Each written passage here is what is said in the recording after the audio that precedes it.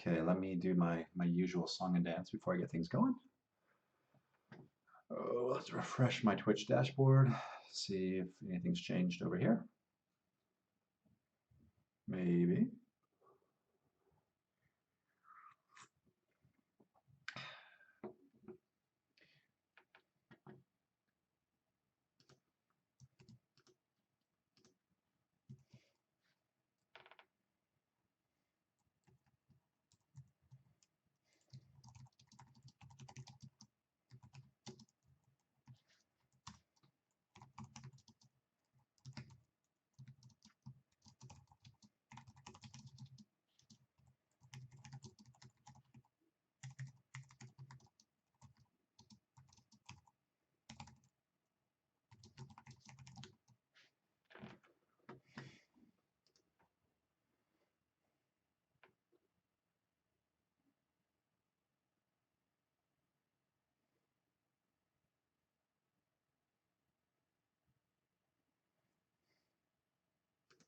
There we go, tweet sent.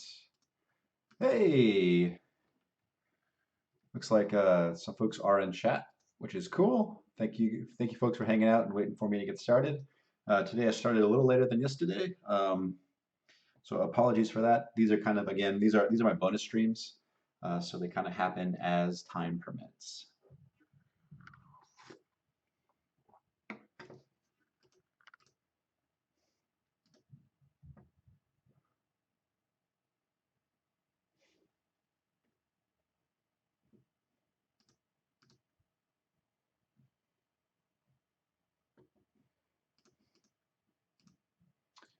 Okay, I think that's good for now. Let me. Yeah, it looks like I am. I'm live, so that's great. Let me pull up my script.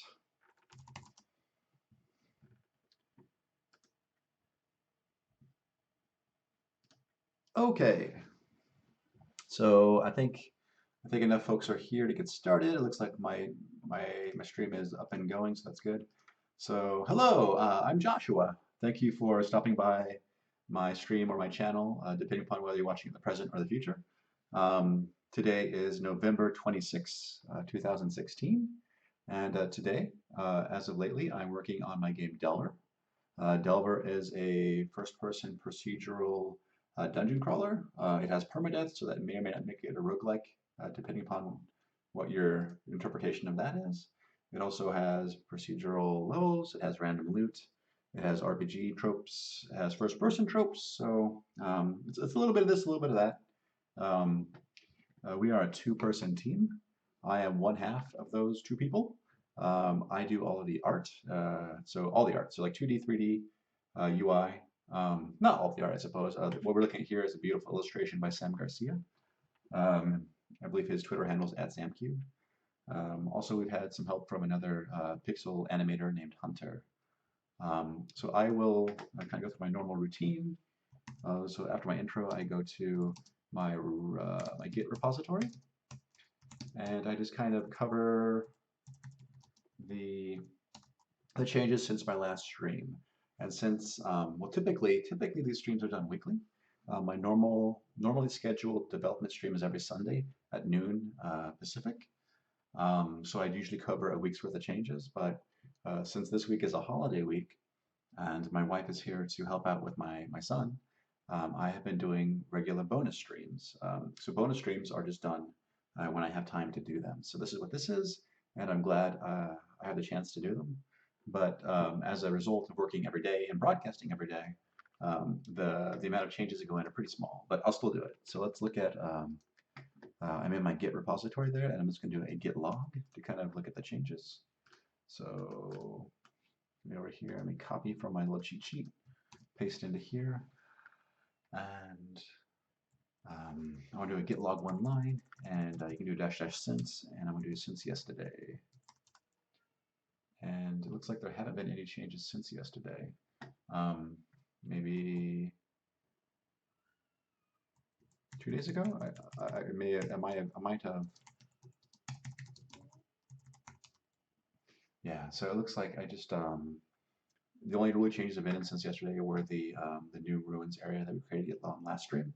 Um, so for the past few streams, I have been doing level design work, kind of a break for this update that we're trying to push out in November, but November is quickly escaping us. We were wanting to polish up the particle effects and some of the UI, but that also turned into us kind of improving how wands work and how improving archery works, which I think needed to happen, but it was kind of unscheduled, so it's kind of affecting our deadline.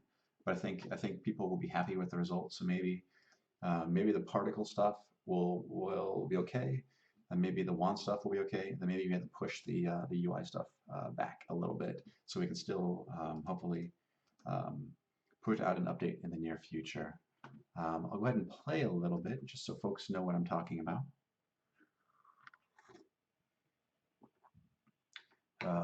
Pertev Gap says, good evening. I hope I'm not late. No, Pertev, I've just gotten started. I started about, I don't know, 7 minutes ago, so no worries there.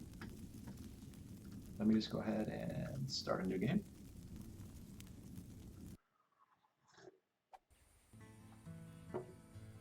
And what I'm interested in is wands, ice wand. I'm using the debug menu to add items to the game so I can test stuff out pretty quickly and paralyze wand. So these wands in particular, the ice wand and then the paralyze wand, they add status effects which changes enemy behavior. And if you notice, let me spawn an enemy real quick. So when I zap somebody with a paralyzed wand, they are paralyzed. There's a particle effect to indicate when they get hit, and it also indicates the length of their paralyze. So as long as they're paralyzed, they're going to have those spinny stars above their heads, which I think is really helpful for the player to make decisions. But with this one, let me spawn a tougher enemy so they don't die on the first hit. Sewer Goblin. So this wand will slow them, and I don't know if it's as apparent what it's doing. So slow is different than paralyzed, because paralyzed they can't move or attack, but with slow they still can move very slowly and they can attack at a normal rate. So I want to add some particle effect or some other indicator to allow folks to know that they are slowed. And also, I think we also have a status effect of poison. We have a poison effect here, which I also want to indicate because that's important to know when enemies are poisoned. Also, you see here in this project browser that there are a few other effects as well. But I think the ones that affect enemies mostly are paralyze and poison. Now let me go real quick. I want to take a look at our a lot of our content is actually defined through JSON. So I'm going to look at the definitions for items. And if we scroll to the bottom, or if you search, there should be an item modification. And these are weapon enchantments. And I want to see, I know we have fire, ice, we have paralyzed, magic, lightning. I think we should have poison. I think poison weapons would be cool. Yeah, so let me real quick try to add that in. So we have fire. So we have fire, burning. We have ice. We have ice and blizzard. We have one paralyze. We have one magic. We have two lightnings. So maybe adding one poison would be acceptable. So let me go ahead and just go down here and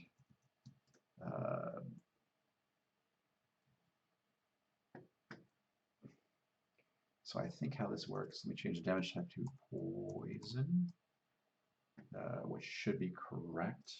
And I need to give it a meaningful name. So I think it is I think the way this works is these are postfix. Yeah. So we have weapon prefix enchantments. So these are displayed in front of the weapon. So it'll be like quick sword or balanced sword. And then these are afterwards. So it'll be the balanced sword um, of fire or of the tempest of, I want to say, the spider for poison. Because the thing is of the of the worm, because for some odd reason, worm, worm. Um, for some reason in Delver, spiders are not poisonous, but the worms are. Yeah, so Perked Up Gap is suggesting in chat that to make them look frozen, icicles sticking out of them with a bluish texture. I was thinking maybe just having them emit like snowflake particles. I think that would be pretty low cost. I think I can get that going this stream. So that's what I want to try, and then we'll see how that looks, and we can go from there.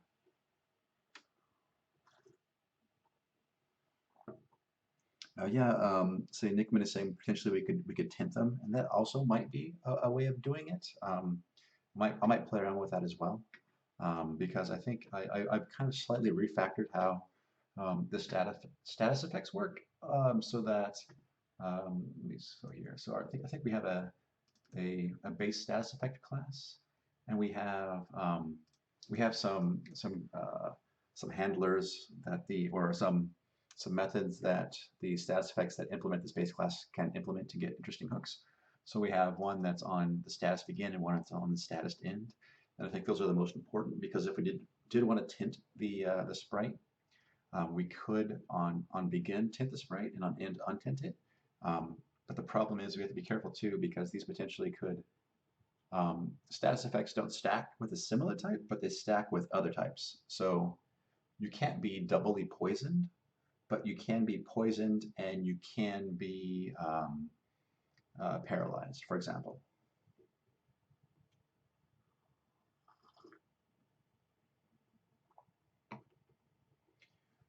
Okay, so let me real quick. Let me just prototype and make sure that this poison type is going to work.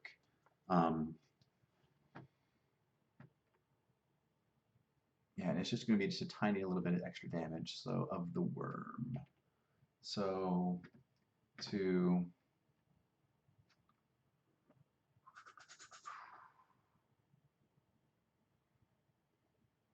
I've done this before, and I think I do it based on. I think I just copy this wholesale. So let me just copy this. Actually, let me copy that. Then let me go up here and find a melee weapon. So we have a dagger. And I'm going to paste that. Let me just duplicate. Actually, just duplicate the sword. So let me copy this. And I'm going to paste that right there. Okay. Fix the tabs. And then what it is every item has a property called enchantment, I believe. Let me just look at the item implementation real quick. So interrupt, dungeoneer, entities, items. I want to say, I thought there was a generic item implementation. Yeah, here it is. It's I go one level above. So they have an enchantment. So what I can do over here in the JSON is add another property called enchantment. And what that can be is this item modification here. So I will paste that in there. So if you're interested in modding, this is a way you can create predefined items that already have an enchantment on them. So we should have a, I'm gonna say Vin M, a short sword, and then it should add of the worm on the end. Let's go ahead and double check that this all works and that it actually applies the poison damage. Chris just joined chat, so hey Chris.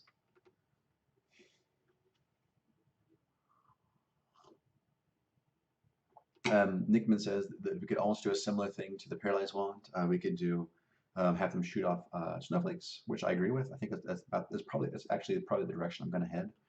It looks like also the ice wand slows them too much. Yeah, I agree too. I think it should slow them, but not nearly as much. I think I think it needs to be halfway between like full speed and paralyzes to no speed. So maybe like he suggested half speed would seem to be the logical choice. But we'll prototype it out. We'll play it in on the stream and we'll see what works. So I think I felt is it Vin so I think I felt that. I think that's right. Let me double check that. Vin yes, that is the correct spelling. Only one E in venomous. Let me launch that and let me instantiate the venomous short sword of the spider and make sure that all that stuff works as I expect it to.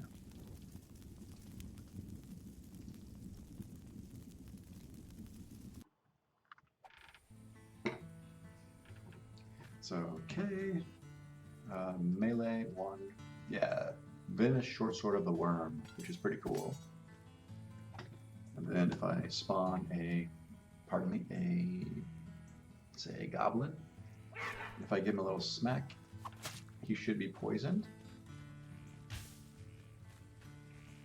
Maybe. Yeah, that's the thing is like, because there's no outward indication. So if you noticed, he chased me for a while, and then I think once his health dropped below a certain point, then he started to run. So, like, because we don't really broadcast that he's poisoned, we can't really tell he's poisoned until all of a sudden he starts running away for some odd reason. So let me try the same thing here. Really give him a smack. So he's chasing. He should be taking damage. Should be.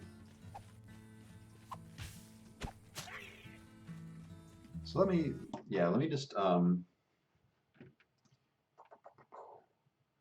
yeah, I like Nickman said, I can just simply copy over what we're doing for the paralyze effect temporarily to the poison effect, just to verify that that is getting correctly applied.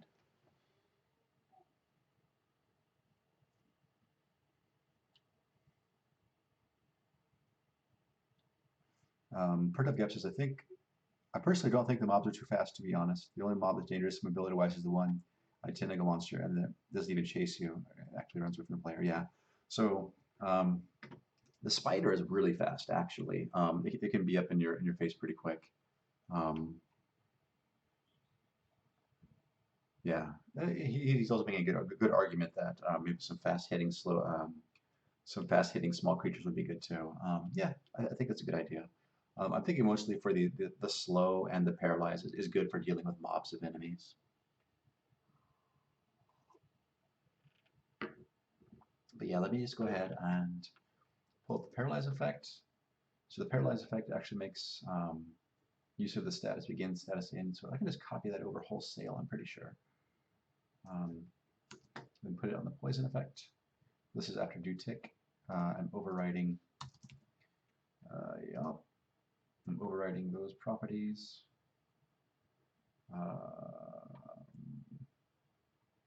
I don't care about floating. So I'm paralyzed. If you paralyze something that flies, it will crash to the ground. But for this, I don't care about if it is or not. So let me just look up all the instances of floating and get rid of that because I don't want to worry about that. The paralysis effect, I think they have a, yep, there is a particle property that is just basically the effect particle.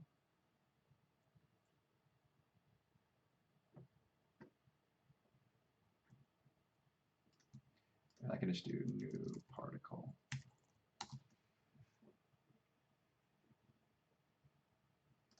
Because these don't happen very often.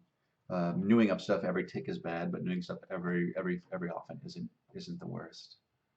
So what this ought to do is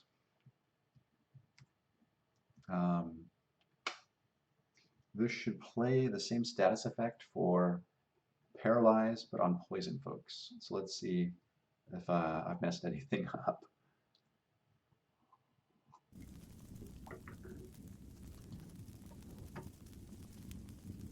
So let's go ahead and create a new instance of the game. Let's give ourselves this poison sword that we're so interested in.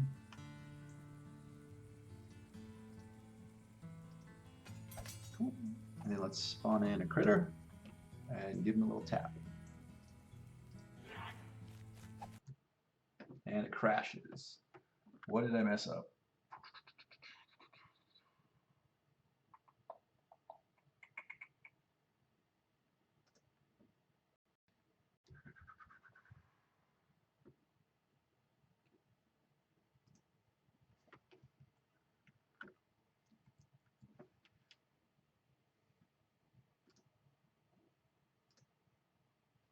That's not what I wanted. I wanted this in a new vertical group.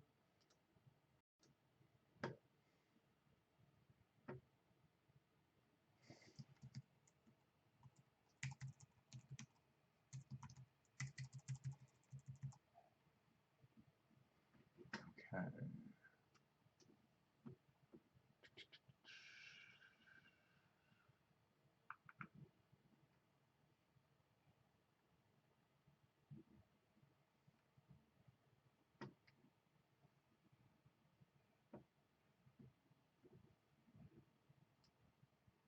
I mean, the only real difference is I'm using this get particle versus a newing one. But let me go back to using the cache pool because I'm not actually changing the atlas, so that shouldn't matter.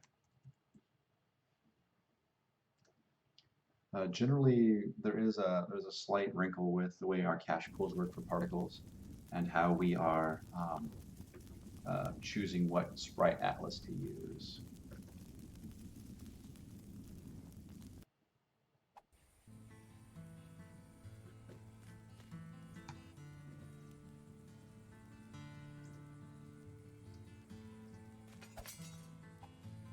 Okay.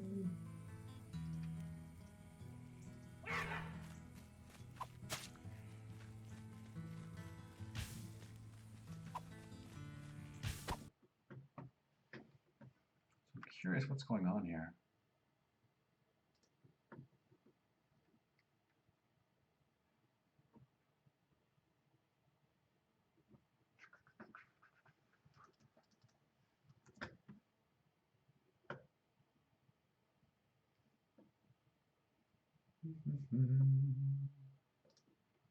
So add status effect,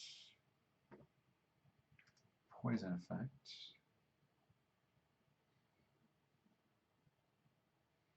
It seems like it's getting an NRE right here, a null reference exception. Let me debug it and kind of see what's going on.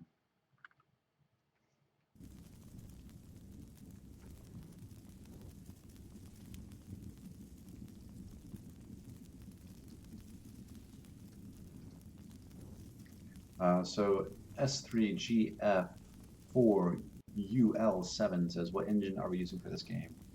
This game is written in a custom engine using the Java language and the libgdx framework.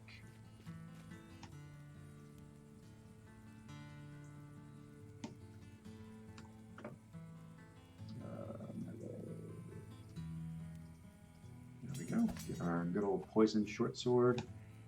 Let's spawn ourselves in a monster that can take a hit. Okay, so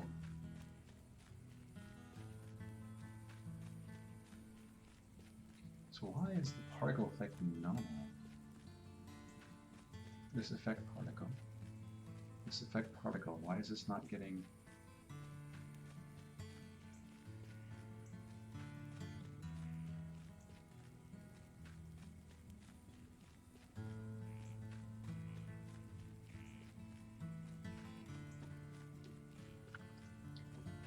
Let me stop this process. So for the paralyze effect, so it looks like I'm doing a couple things. So there is the initial, when you hit the enemy, we attach a particle to their head, and then we also do a series of particles that come off of them. And I was doing one, but not the other. So this should be in the constructor.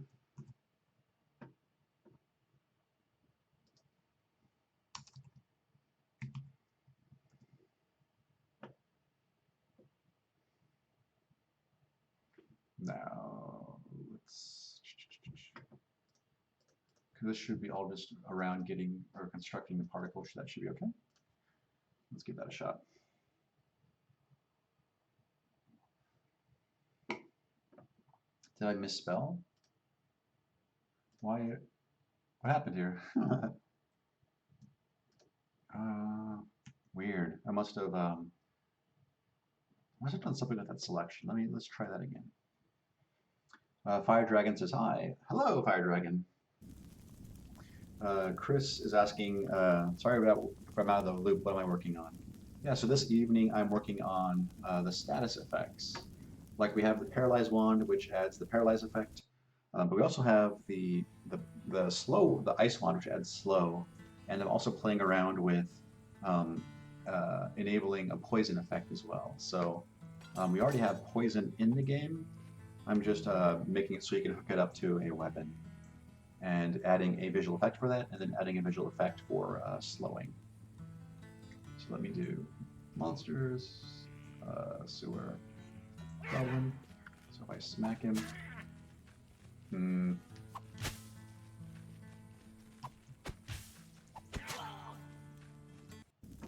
so it's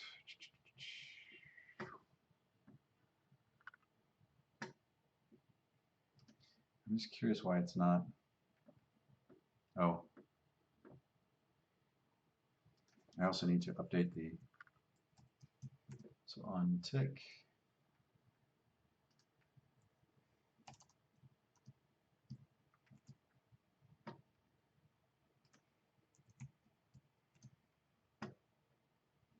I'm just pulling over all the properties from the Paralyze effect, basically to replicate that.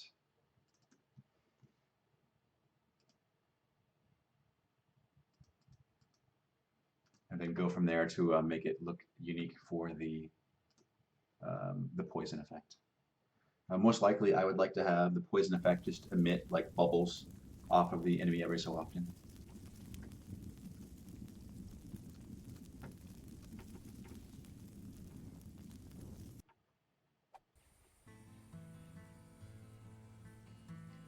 Let me see. Fire Dragon says, have I ever thought about switching to the dark theme of IntelliJ? No, to be honest, I am a light theme kind of person. I prefer light theme over dark theme. I think it is far more readable than dark theme.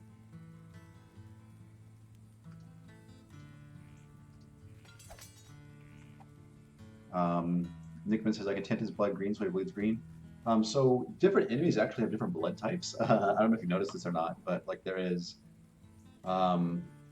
like normal blood, there's zombie blood, there's insect blood, and I think there's slime blood.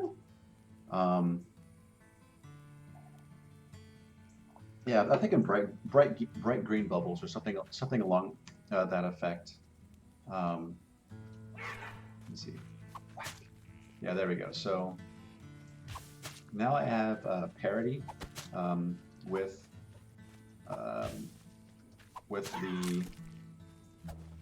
the paralyze effect. So now I need to figure out how to differentiate that for the poison effect, right? So let's go ahead and let's just mock out really quick a poison particle. I'm not going to worry so much about animating it, but just enough to just to get us going. Like if I can have just a single particle that's static, and then I can play around later with making it look cool, I'll worry about that. So particles up ping, and let's go down here, and I'm going to assume that we'll probably want a few frames of animation, so I'll just create a new row for it.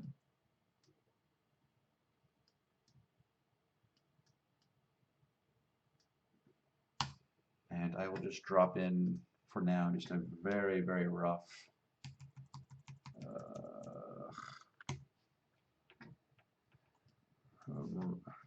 a rough approximation of what I think it might be. So like that, and actually let me look at kind of what I think we have a green potion, so I'll look at that. Let's see what colors I use for that. Or this guy would be fine, right? This is a nice swatch of green. So let me zoom in real quick. Do something like this where I have pull the old tablet over and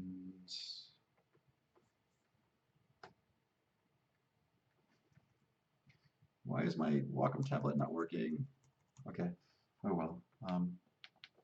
Weird. So none of my Wacom buttons are working. So let me select this and let me fill that there. Then let me add a nice, like a little bubbly highlight here.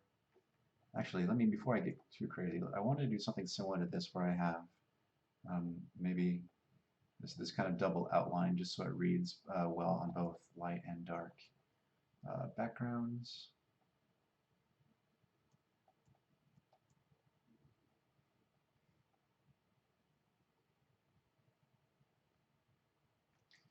Okay, cool. And then I'll add a, so let me just make it dark on the outside here.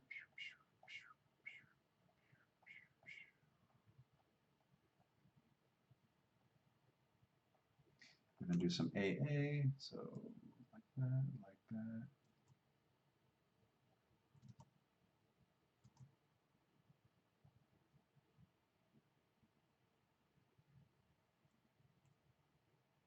And then maybe a lighter green on the inside there.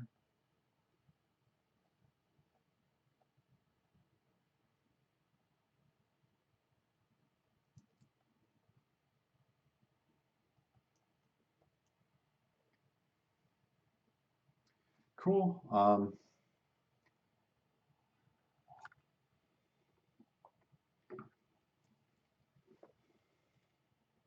Yeah, no, that could be interesting. So let me see. Part of the episode, sorry to repeat the question.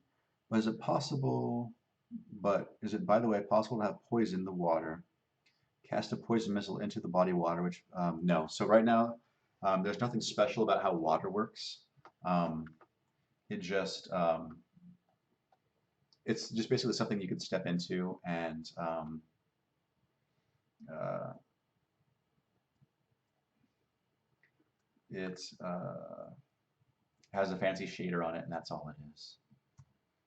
There's no real special logic for the water right now.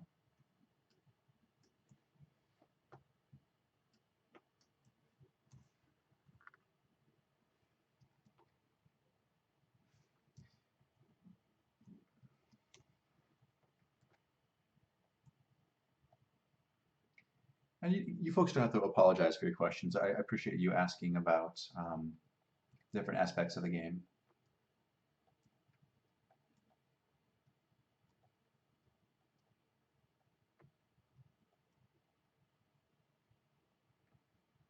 Okay, that's okay. I'm like really splitting hairs here, so let me just call that good.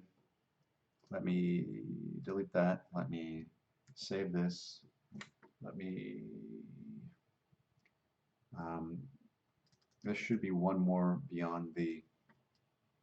This may not. This might be too highly detailed for.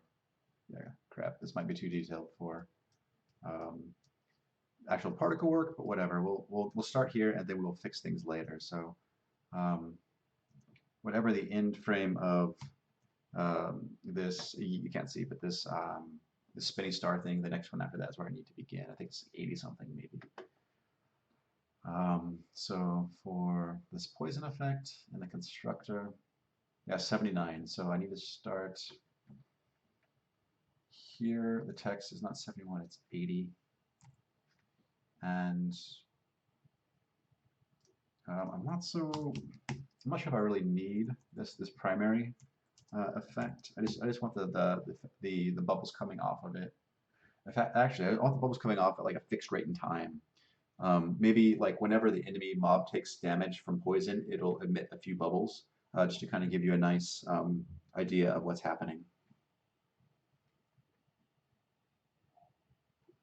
So the chat is going into all kinds of crazy ideas about spiders and spider rooms and spider babies, which is frankly terrifying, but kind of cool. Um, uh,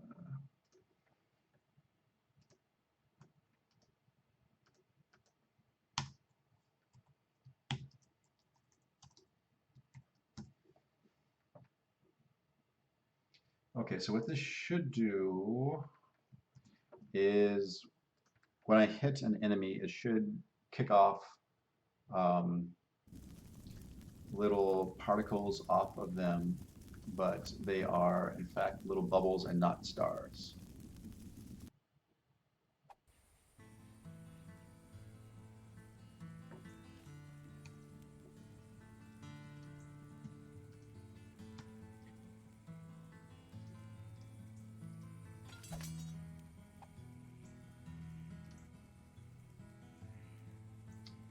Uh,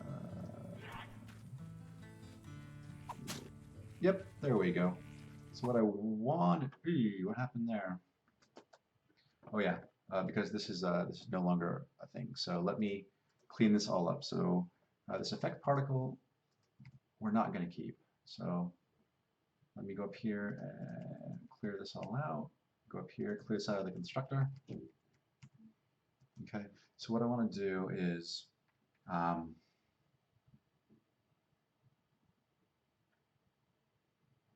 so basically this behavior here is what I want to encapsulate on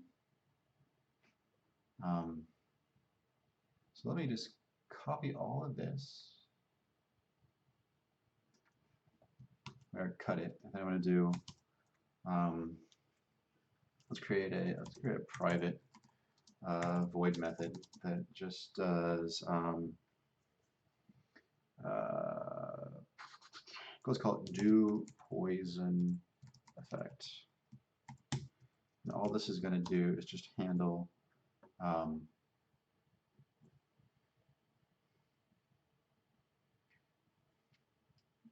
it probably needs to know about the owner just for position reasons.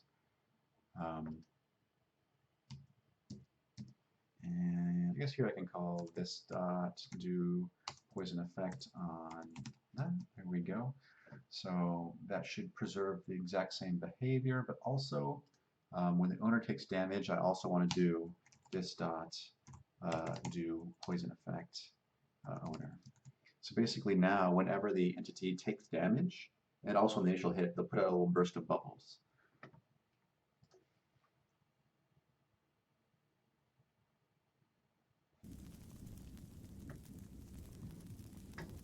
Yeah, I agree with some folks that I think the sewers could use a little more variety. Um, I think specifically gameplay wise, maybe even enemy wise. Um, but again, this is all like really hinging on the amount of time I have to work on this stuff. There's a lot of things I would like to do, and there's just only so much time. Let's see where Goblin. Let me just give this guy a tap. So put off bubbles. Yep, there we go. Yep, there he goes. Yup.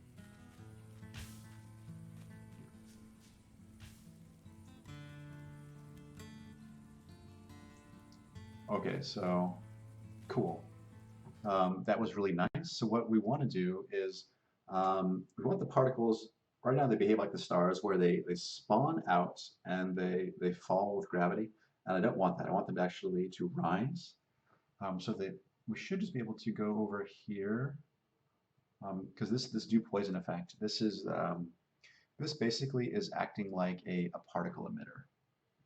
Um, and I think the fastest thing I can do is just to add a p dot floating, the floating property, and set that to true.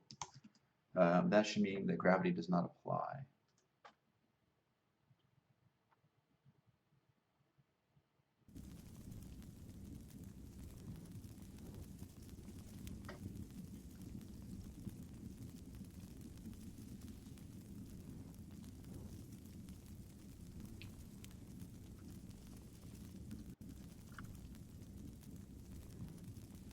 So Nickman is saying variety. Nickman likes the sewers because apparently he plays with high speed, and that allows him to bridge certain gaps, which I think is cool. I think the fact that he's figured that out and does that is really, really cool.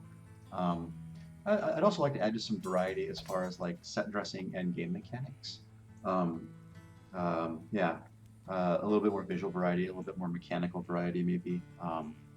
I think I'm not going to change the big overall aesthetic. Just kind of polishing it up a little bit.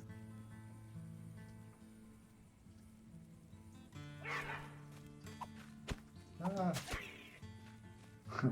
So where do those go? Okay, it's getting closer. Got to dial that in. So let me look at the. There should be a velocity for these that I need to. Okay, yeah. So the z velocity, I need to tone that down quite a bit. Um, so let me do something like that.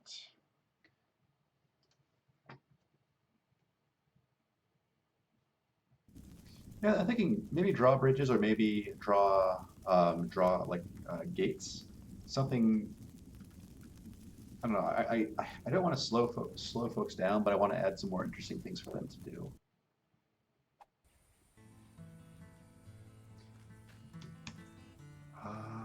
Melee. Get our good old poison short sword. Poor goblins to test on. Give them a little smack. Also, maybe you want to add some sort of like sorry, a little sign. Have some sort of sine wave in the Y position.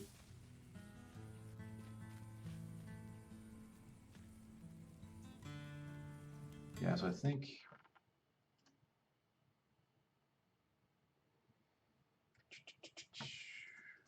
I also want to really scale down this. So how this works is for the if you notice for the paralyze effect, what we're doing is when you strike the enemy, the particles always spawn to the left and right of the character, and they go out at perfect 90 degrees. So I'm doing a little bit of math here to figure out what the camera right is, and then what I do is let me see. So yeah, so I grab the camera direction and I cross that with just the up vector, and that gives me the right of to where the player is looking. And then from there, what I can do is as I spawn particles, I can flip their direction by multiplying by basically inverting the x or inverting that direction.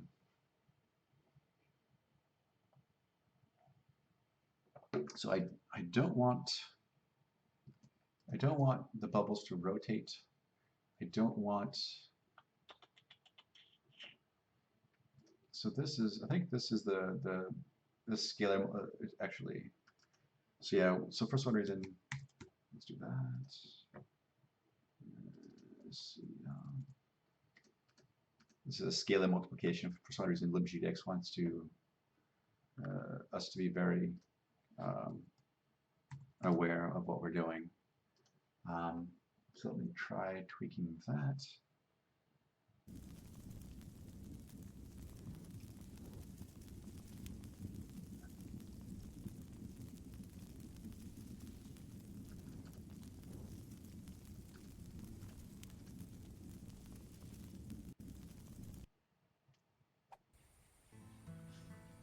Yeah, so unfortunately per tab gap, no, we're not, the ice level update might be a ways away.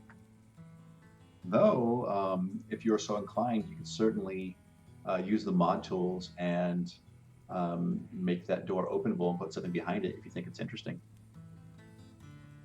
All you have to do is just replace that one handmade level. So melee, or venomous sword, and spawn in a goblin. But, okay. So there's still too much.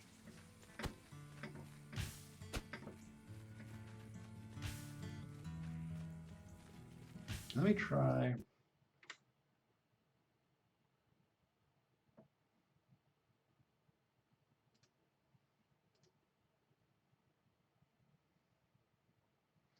Actually, let me just try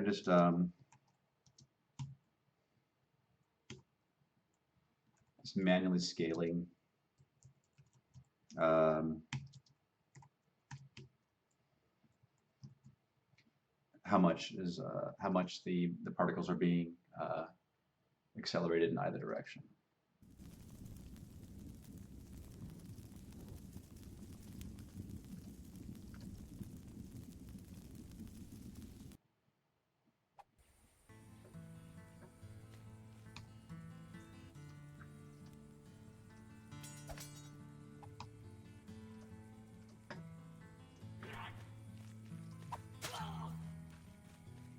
Still seems a lot.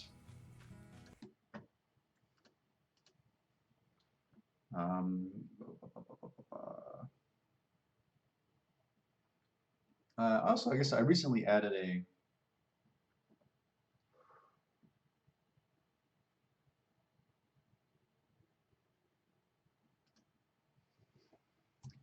Let me try scaling those down again. I recently added a dampen parameter to the particles that if the particles are moving above a certain speed, they will slow down, which might be, I don't know, like it's kind of what I want, but I also want them to, so I want them to slow down on their XY movement, but still kind of work their way up.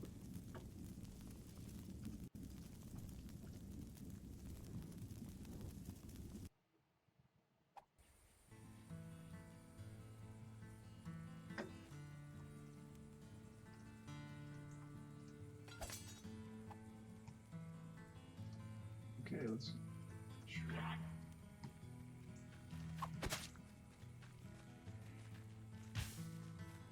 Okay, what if I set that to 0? Because this is just not working out. Make sure that I'm not doing anything crazy that I'm just not seeing.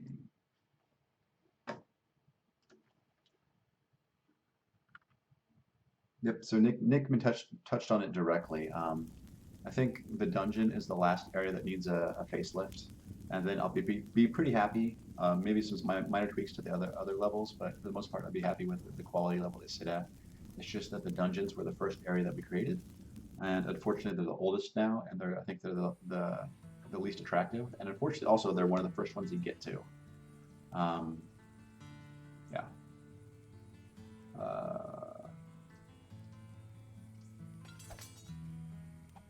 Yeah, I think watching an interview with John Romero, that he brought up the interesting point that they always designed some of the first levels you get to last, just so that the quality bar is so high. Because like now that I've been making levels for 3 years, I think I'm kind of okay at it, much better than I was back when we started. I've learned a lot of tricks to make I think Delver levels look interesting.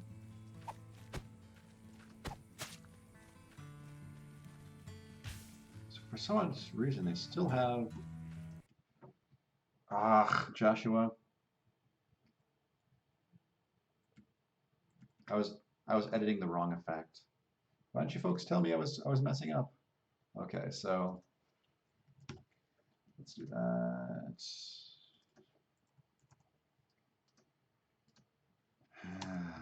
Oh, Joshua.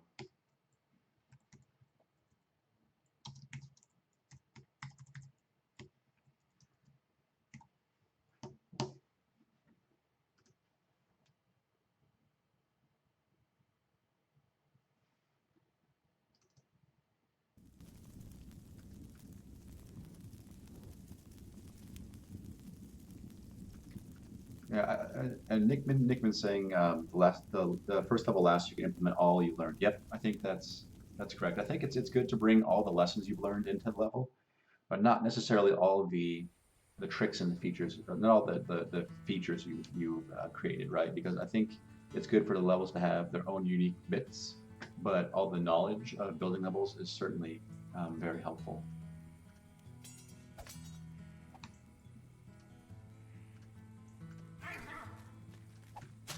There we go. It's funny when you edit the right class, things behave like you expect them to. Yep. Okay, so let me do a lot of those fixes that I did that I shouldn't have. So over here, rotate amount, don't want to rotate, don't want to rotate. Yep, that's cool.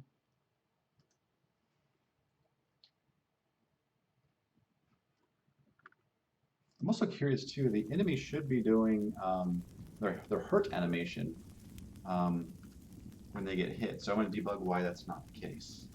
Uh, I have a small suspicion that I might have messed something up, but let me. I can take a look at that and we can debug it and we can figure out exactly why it's doing what it's doing. So give myself a poison sword because poison swords are cool, and monster goblin smacking. That's cool. So every so often he emits. This also happens when he takes damage, so that's useful. Um, it won't kill him though, but it will get him low enough that you can do something about it. So let's let's add a debug statement to um, the the poison effect. Do take. We want to look at this owner take damage, and we want to debug why the goblin isn't playing the hurt animation.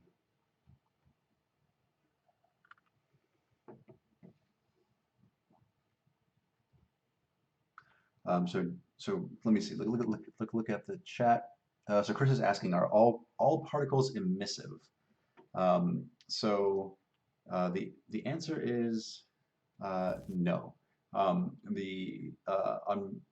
Sprites have a flag called Fulbright, and if you flip that on, they receive no lighting and they are emissive. They're like 100% lit. And if you turn that off, they are lit by the environment. And that might be a thing to turn off too. So like here on this poison effect, this Fulbright, I can just set to false. If that seems more appropriate, I'm not sure. If that's what you're implying, Chris. So Nickman says, I love the secret doors in the dungeon, like the one that's behind the fireplace. Yeah, that was really fun. The little beer hall area was really cool. And I want to have more stuff like that, or these unique little set pieces that you can find that are really kind of cool. Yeah, it was also one of my Pert of Gap says that's my favorite room as well. That's also like one of my favorite rooms to make. It has some interesting things going on in there. Two says, is there a way to create custom items that generate among the rest of the weapons and such? Yep, that is totally possible. Um, yeah, so actually, how about this? How about so I spoke to my wife yesterday, or not yesterday, today about tomorrow, and I think I'm going to do a 4-hour stream tomorrow. So if you like, I can spend some time tomorrow talking about modding and how you might go about making a custom set of, say, like weapons or armor, if that's interesting to folks. It'd be kind of like a little modding, maybe set aside maybe 30 minutes or an hour to do that. So do some of my regular work and then also do some other stuff as well. And Chris is bringing up a very valid point that if something is Fulbright, why does it have a shadow? And he's 100% correct. So either it needs to have no shadow because it's emitting light, or it needs to um, receive light because it has a shadow baked into it. Cool. So let's launch. And also let me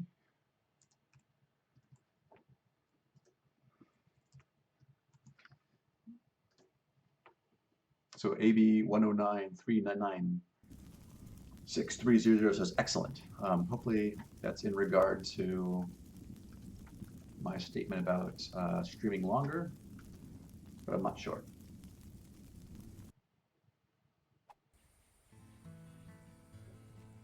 So let's go ahead and, again, you're probably tired of me spotting all this stuff, but this is unfortunately kind of the reality of testing stuff. So there we go. And I wanted to debug this, right? So let me go debug.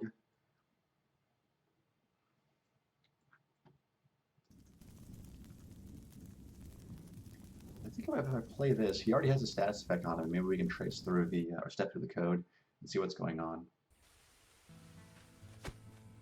Yep, there we go. So, so the owner is the goblin, and and we're going to step into that and see what's going on. So again, hotkey F7 is stepping into. So this is the just a generic actor take damage.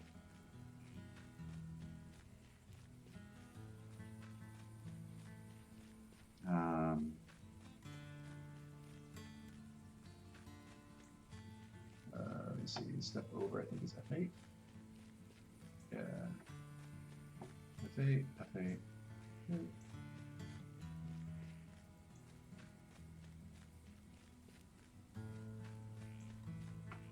So is there no I thought the monsters played some sort of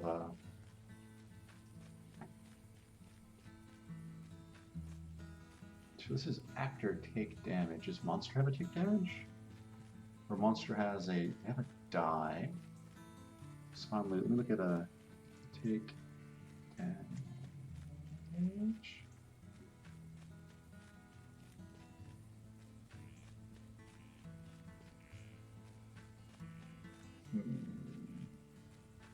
So let me see where they play their hurt animation. So I think it'd be worthwhile for them to play the hurt animation as they're being poisoned.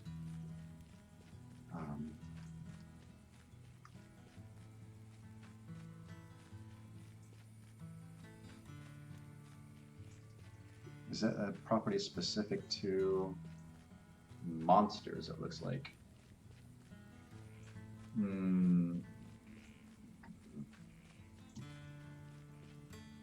So what I can do, it's not super great practice, but what I can do here is an actor.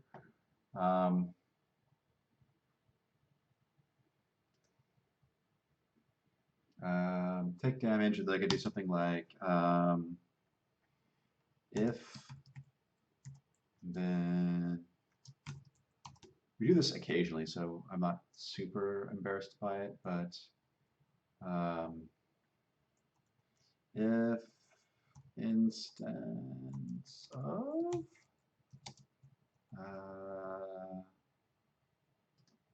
did this not instance of?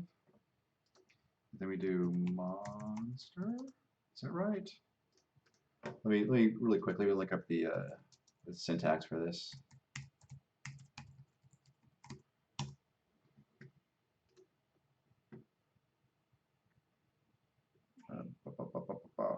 Oh, so no, so it's if this instance of there's no, it's actually an infix operator. It's not actually a method, a function call. So if this instance of monster, so let's do something like we're going to actually just do. We're going to cast this to a monster. This and we go dot. Is it private?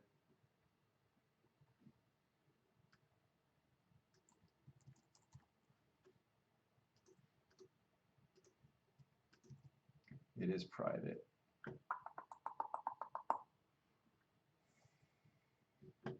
Maybe there's a better design for this. Let me think through this real quick.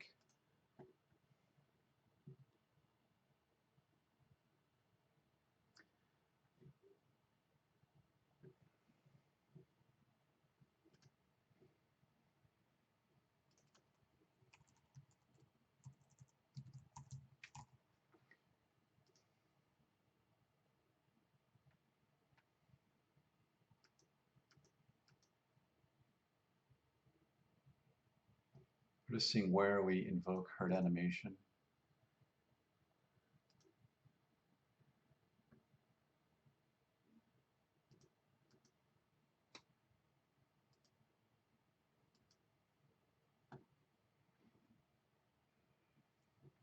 What I could do is this is the method take damage.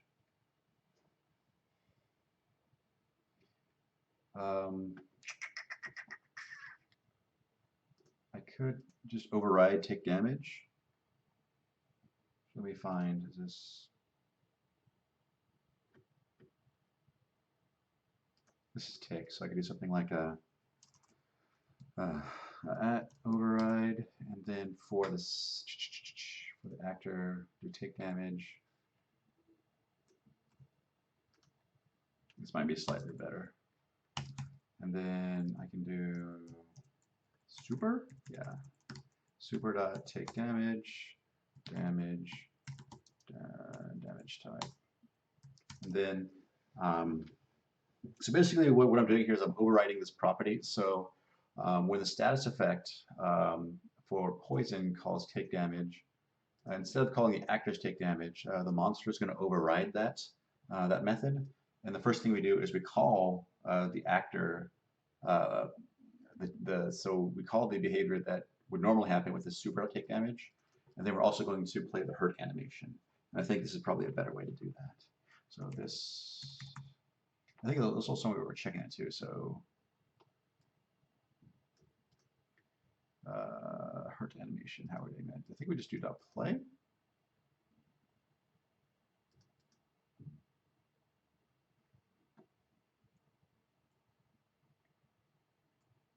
I think I just said,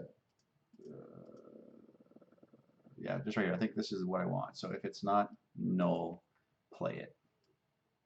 I think that's the simplest way to do it. So just so that he emotes that he's being hurt. I think that's important.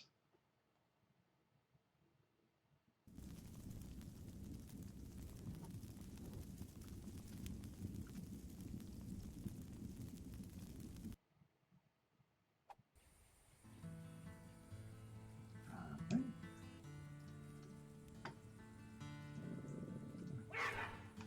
I should have done it the other way around, but whatever, I can move fast.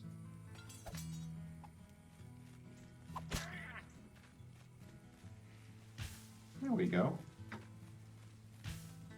And I think that's way more informative. Also, too, like I like the fact that when they are playing their hurt animation, they pause for a second, and that also potentially could give you an opportunity to take advantage of that. Monsters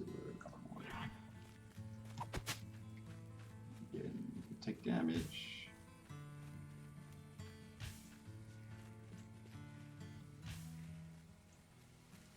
So I think I want to play around with now the particle effect on this a little bit more. I want to slow down the Z, make it last a little bit longer. Yeah, so let's do that. I think we're making some good improvements here. Yeah, so no, Pertup Gap is asking, will this be a 4-hour stream? No. So I believe I started roughly an hour ago, so I'm probably going to end in about an hour, just because I don't want to go too late tonight because I don't get to see my son go to bed. And I think one of like last night or the night before, I kind of messed up on that, and so I want to say goodnight to him, which is kind of I don't know, it's a I guess a sentimental thing, but he's my little child. But tomorrow I'll be doing a 4-hour stream. I'll be doing some normal work and also be doing some modding stuff. So if that's interesting to you, please join. If you think it's interesting to other folks, tweet it out, let people know. But I'll probably start at my normal time at noon, and then I'll just go a little bit longer. Clifton B says, what if the bubbles were constantly emitting and the bigger ones came out when he's taking damage? That's also not a bad idea. Cool. Yeah, that's not a. I can do maybe a small trickle of bubbles to let you know that they are. Um, yeah. So let's go over to this poison effect. What I can do is I can just create a. Again, I can do something like a private void. Um,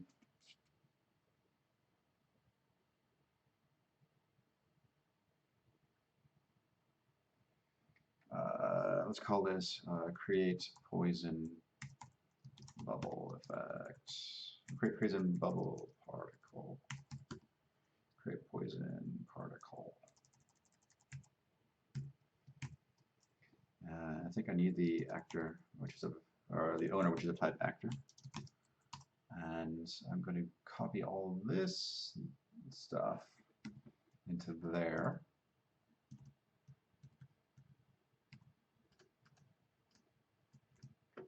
Cool. And then I can call this dot create poison particle owner.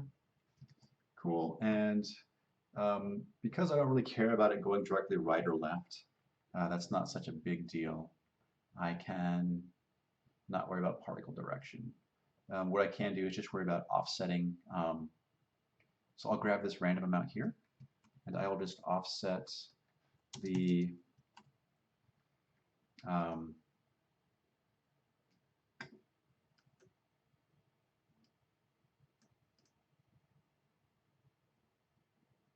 I will offset the x and the z by that.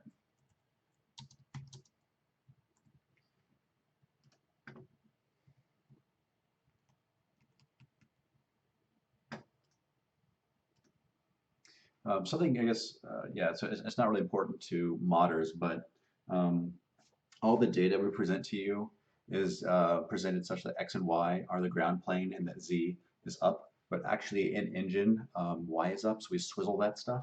So when I'm programming, I have to keep that in mind.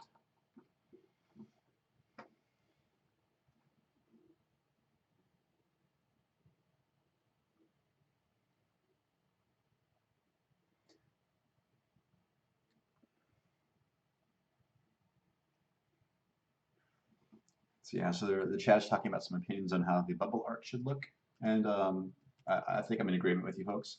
I will probably get back to that as soon as I have some of the code a little bit more in place. So what I want is game.rand float times that.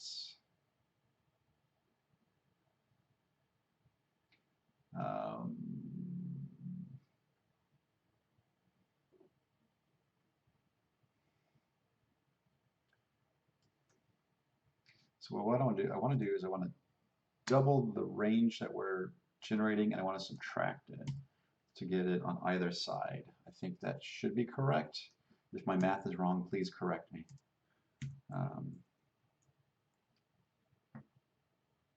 Because if we double the range and then subtract out, I think that does what I think it does. I don't know if I really want any velocity in the x or the y.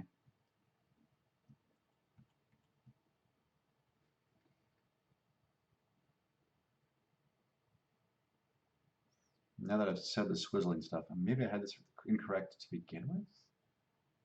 I'm going to play with this to make sure that I'm not messing things up.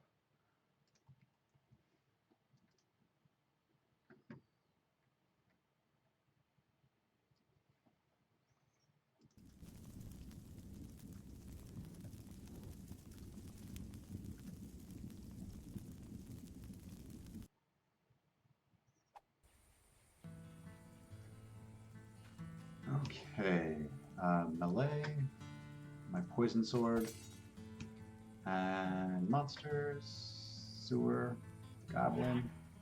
Give you a little hug.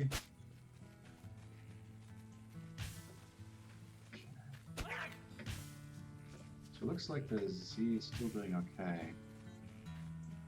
So what I want to do is I want to add some variety to the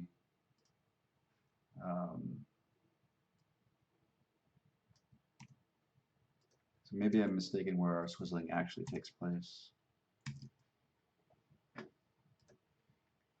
So I want to offset where they initially spawn so that they don't spawn like directly in a pile on top of themselves.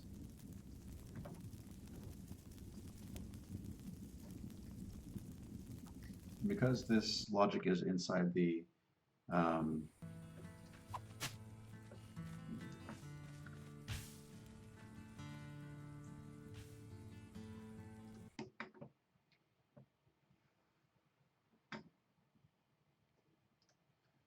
let me widen this out quite a bit.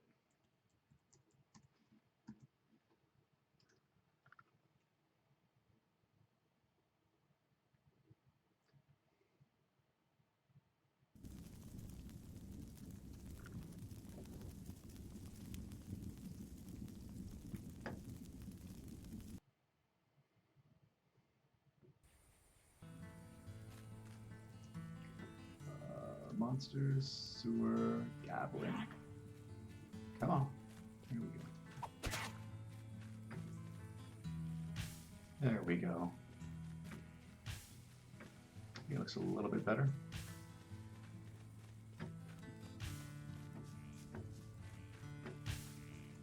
I'm also willing to do something like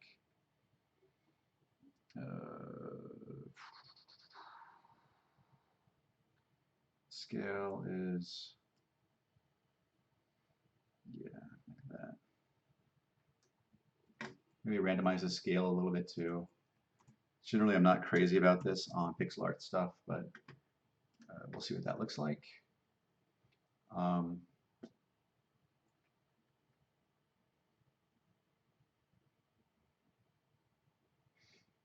What if instead I made this this is a float property scale, and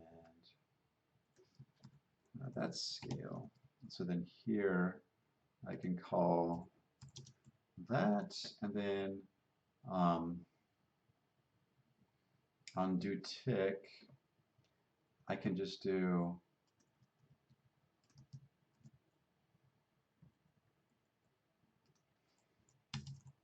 this. Will probably be a little too much, but we'll see. So yeah, this will probably be crazy. We'll see how it goes.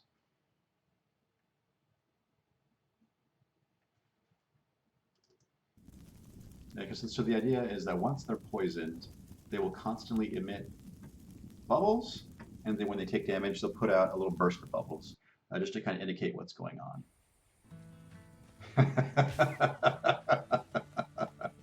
Yeah, so I need to figure out the timing on that a little bit better.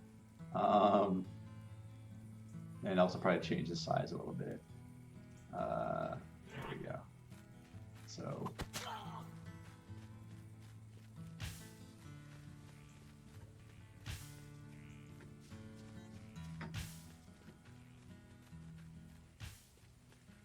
yeah, so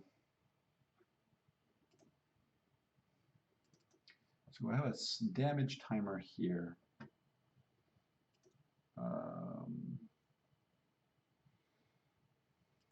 And D timer.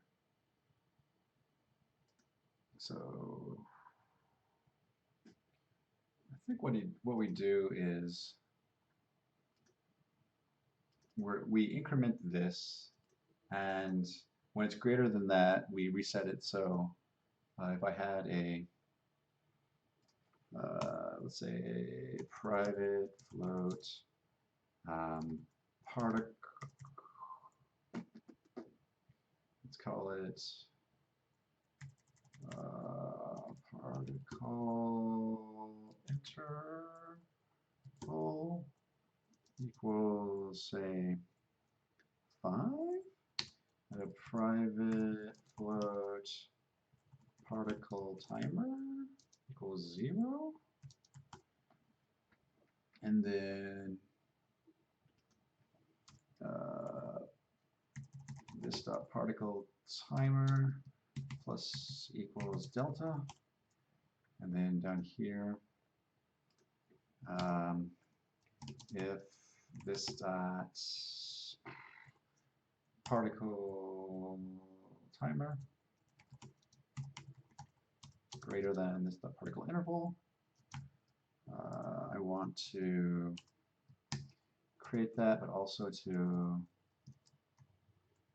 reset this dot particle timer to 0. So that value of 5 should slow it down considerably. That might still be too much, but we'll see how it goes.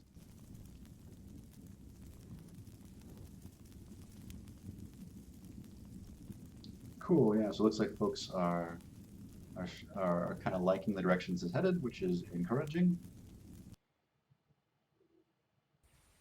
Though they're not drunk, but that might be still a little too frequent. Let me quarter that. So instead of every 5, let's do every 20. So they should put off 3 bubbles in between each hit, roughly.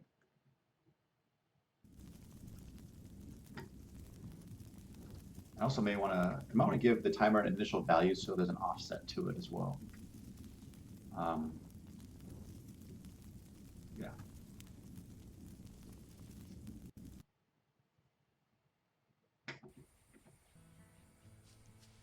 So yeah, so I think yeah, basically when they get to a certain point, they have 1 hit point and they're about to die. So let me just end that and then monsters, sewer, goblin. And I'm only creating goblins simply because they have enough health to reliably take a single hit.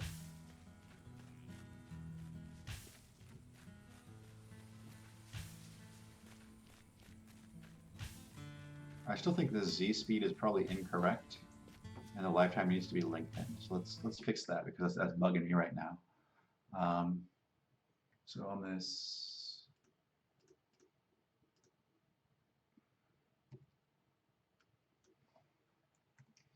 that should slow that down quite a bit. And then on the lifetime, let's go ahead and double it up to 90. Let's see what that looks like.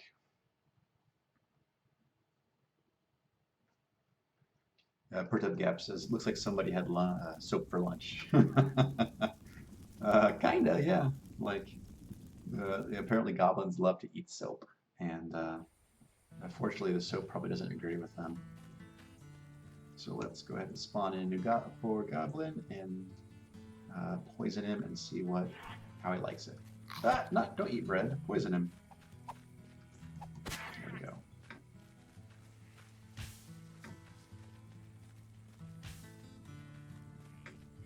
I think it's slowly starting to get there. That still might be too much Z speed, but I like the increased lifetime. Yeah, let me make the Z speed slower. Man, wait, let's go by a factor of 10. And maybe when we're emitting bubbles here, maybe we also do a little bit of a randomization of the scale too.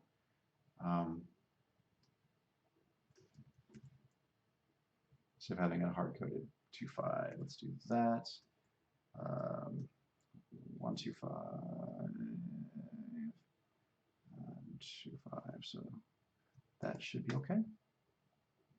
Let's see what that looks like.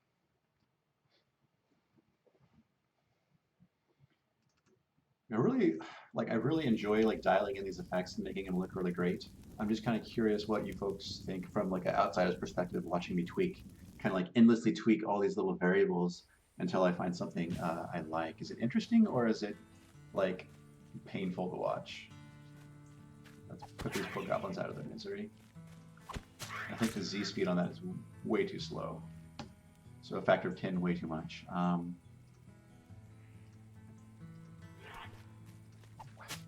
Yeah.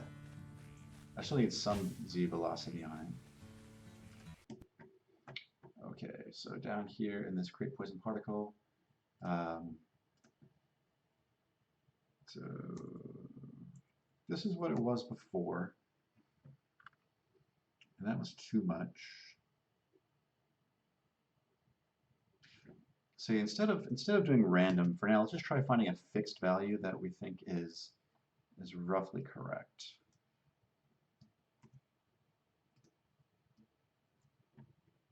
So if 1.25, if this is too slow,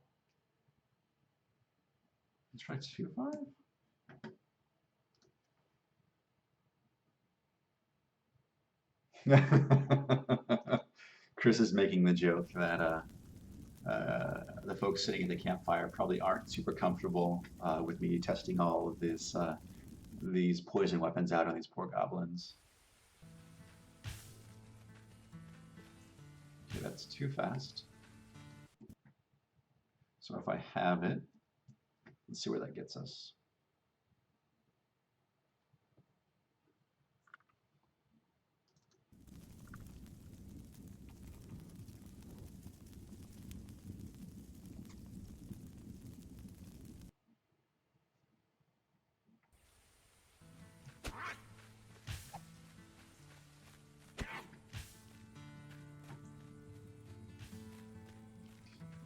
Also, I may want to offset where the particles actually start.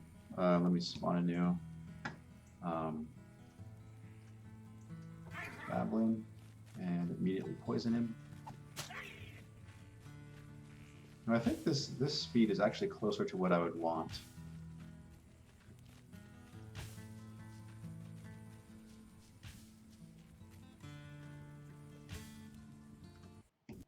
Um, so I think that is roughly um, about right. Okay. Um, so let's do a few things. Let us, I think for, maybe I should widen out this offset here. So 0.5, 0.5, and 0.25. So that should be like that. And for this, maybe 8.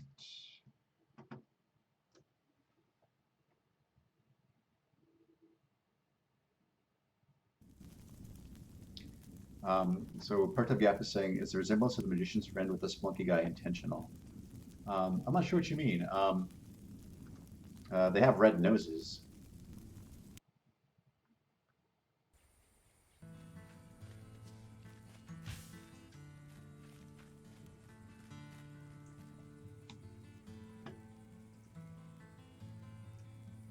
Yeah, somebody looks like Nickman is suggesting varying the z velocity, so I think that also is probably a good thing to do.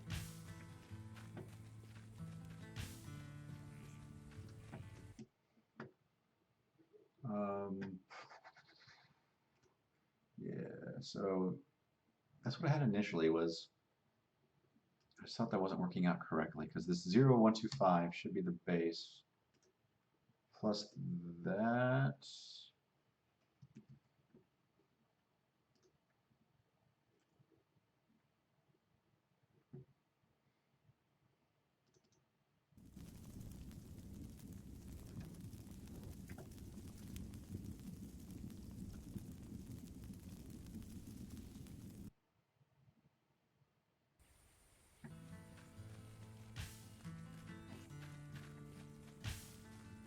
There we go. Yeah, adding that Z variety helps. Though I think what I would want to do is dial back the max, up this maybe a little.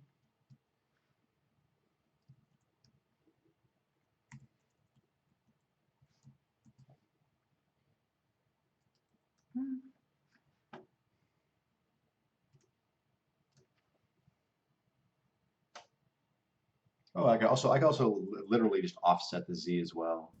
Not only the velocity, but the start Z. And I think that'll help break them up also. Yep, good point, Nickman. Yeah, after reading that a second time, I get better what you're suggesting.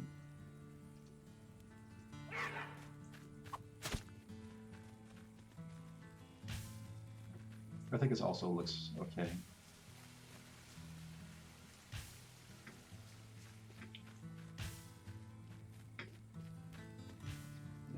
Okay, and real roughly too, some of the folks were suggesting having alpha in the middle. So let's try that. Let's just see what that looks like.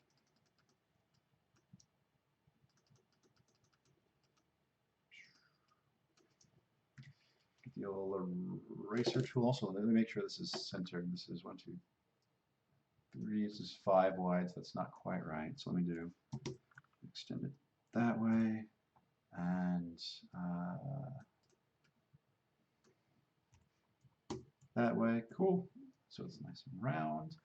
And then maybe go in here and erase.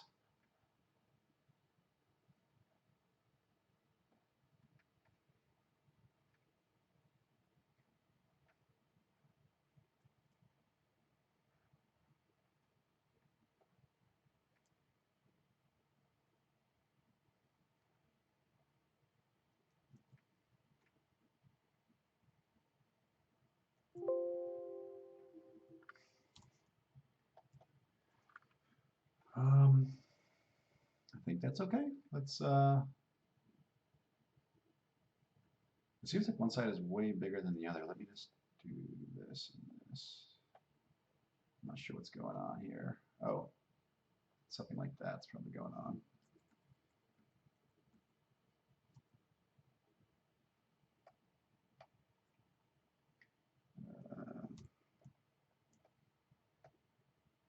There we go. Let's see what that looks like.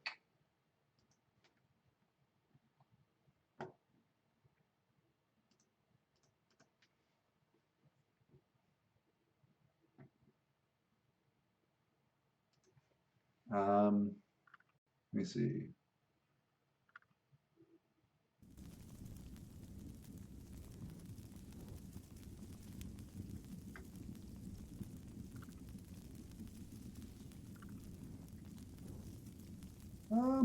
I mean, per type Gavin, I don't, if anything, I would say that uh, not the Spelunky guy, but Luke from Shining Force. If you've ever played that, let me get an image here.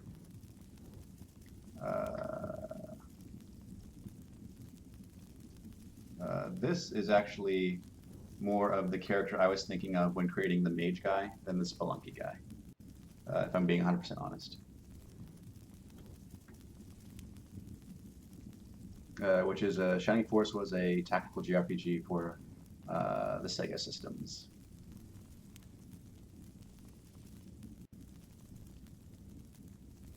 Yeah, and Chris, I think Chris is right. I believe the way our shader is set up that we don't actually have. I think we just have simple 1-bit alpha. I don't think we have a nice multi-bit alpha.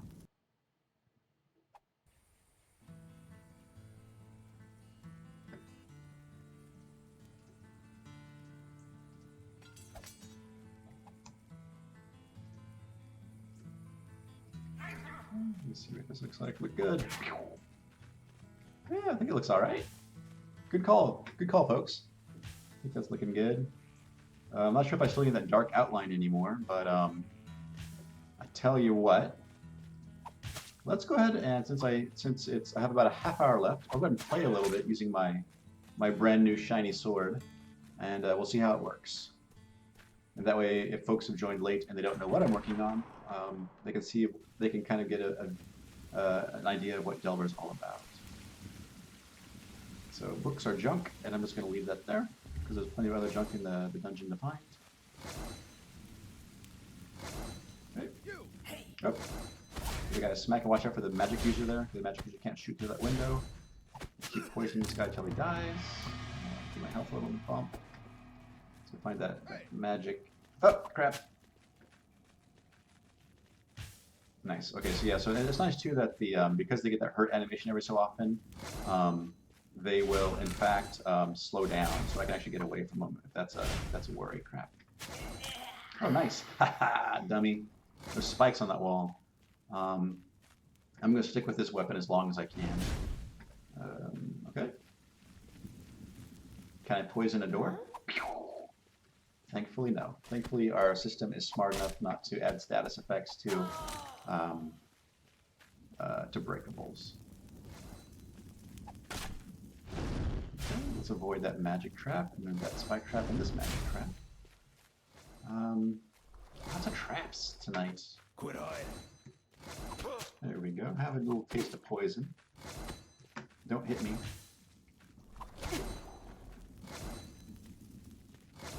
I don't think poison's nice, but is it super overpowered? I'm not sure. I think you'll have to get that into players' hands and see what they think.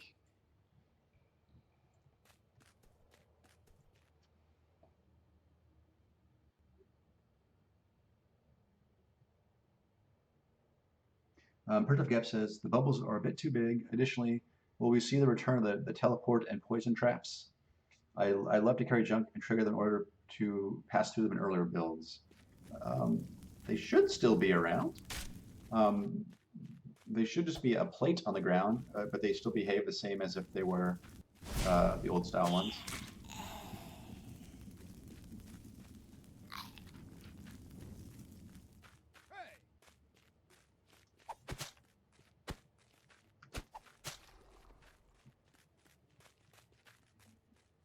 So he must be close to death because he's not.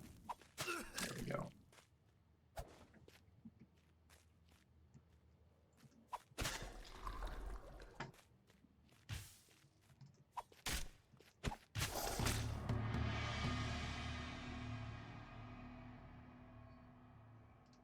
Also, maybe I should make the ooh, a poison bow. Yes. I'm so happy that happened. Okay. So we have the worn short bow of the worm. That's a nice thing about the way our um, the system works as far as enchantments is it just kind of once you define it correctly, it should just hook up and work. So let's use a poison arrows. That should be pretty cool. Does it do like ah? Oh man, that's so cool. I love the blackness coming off of it because apparently the color for poison is black. So maybe I should adjust my bubble particles to reflect that.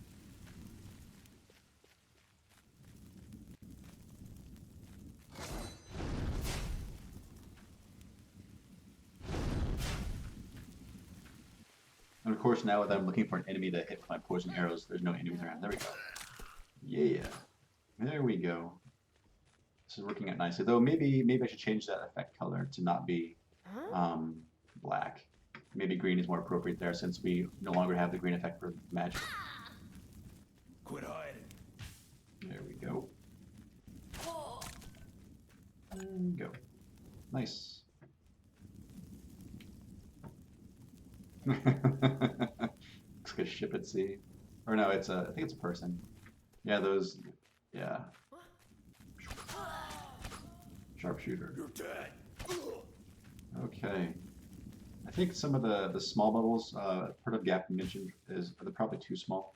So I will probably play around with that. I also think I should make the distribution of them as a function based upon the size of them. So um,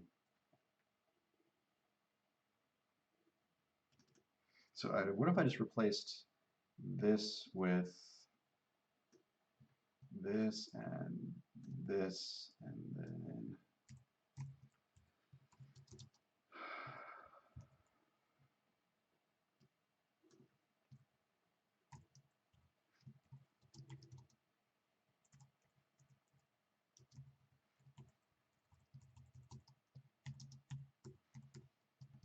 okay, and then so hopefully that maybe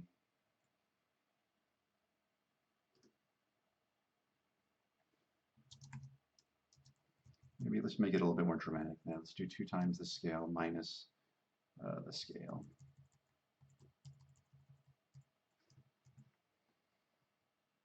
And then up here on this, let's bump it up to 0.5 and 0.75 is too big, so 0.25 and 0.25. Let's see what that looks like.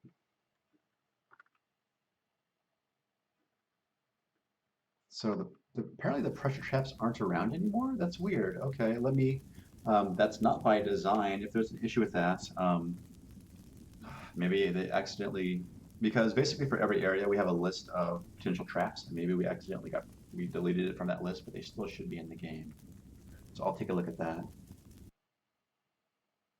Yeah, no, exactly. Like the ability to trigger pressure plate traps with junk was something people learned, and I thought it was a cool thing to have in the game. Yeah, let's get our that, and let's create a monster sewer goblin. Let's get the correct weapon out. Get attach. That might be too much, but yeah. Let me go back to where my initial guess on that was, where um, it's times scale minus half scale.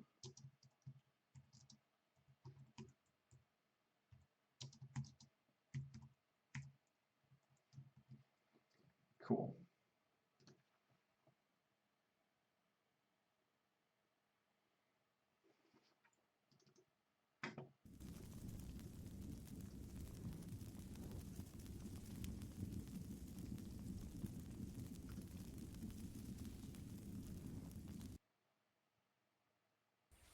Yeah. So Pertep Gap said that he enjoyed doing a little Hamlet thing before dropping the skull onto a pressure plate. Oh, York.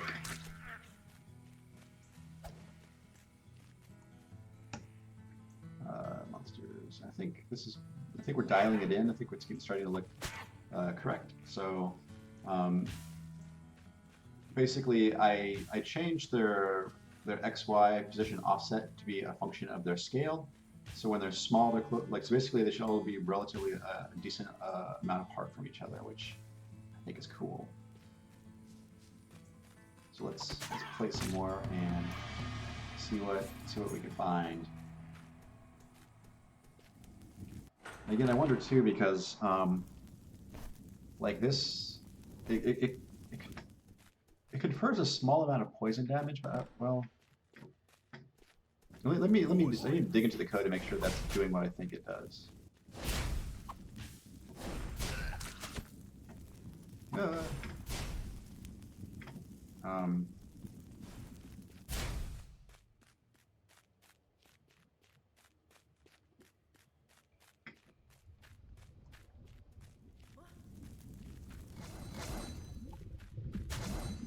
ah, stay put. Okay. And yeah, that's something I should probably definitely test as well, is to make sure that um, these effects stack uh, in a reasonable manner, that they don't look stupid. So that and that. There we go. Yeah, I think this is good to communicate. Like, not only is she's poisoned, but she's also paralyzed, which I think is helpful.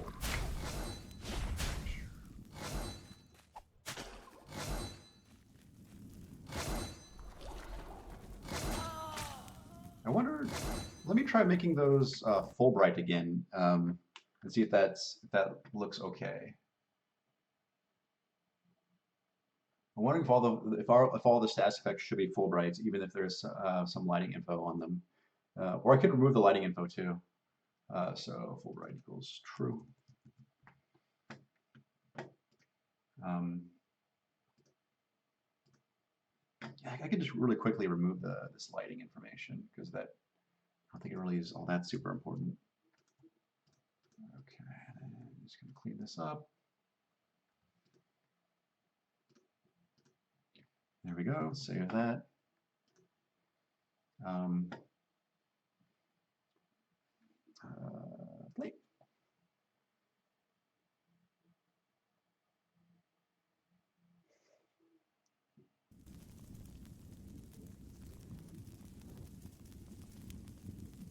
Yeah, I know. The chat's sharing some pretty cool stories of some of the stuff they do as far as like triggering traps and deflecting spells. Yeah, yeah. I don't know if it is that better. I don't know.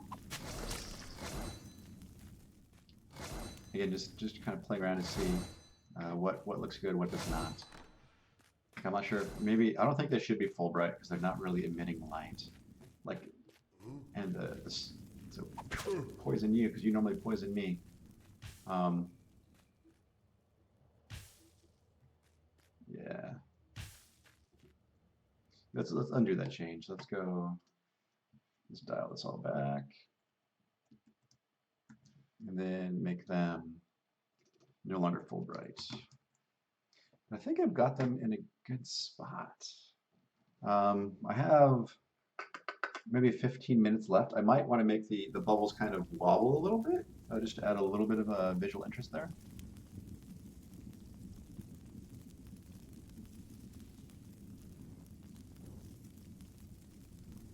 Got Refill says, I don't dig the bubbles without holes personally. If you don't have the alpha, it might look better filled in. Yep. Yeah, no, I agree. Yep, I just undid the full right because I think it looks weird.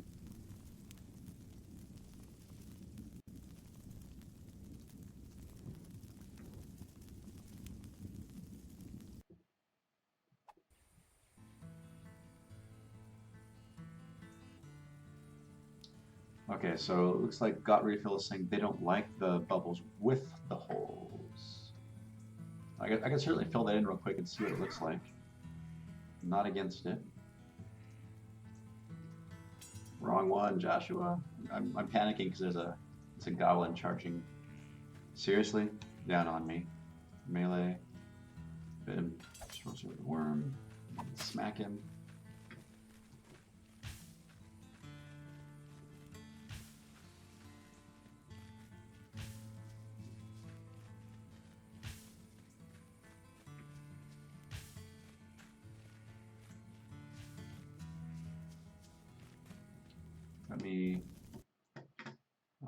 Let me just try filling this in and see what it looks like.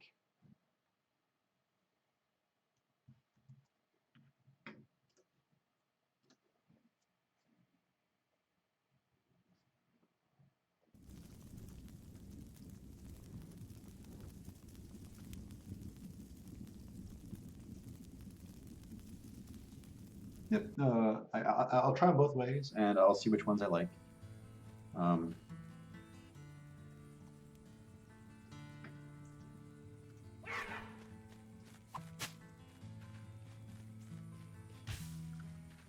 yeah, I mean, either I need to add some sort of, I think I like them. Here, let me. I like them with the holes, and maybe I'll add some AA to them, even though I don't think makes too much sense. But I'll add just a little bit of this around the edge.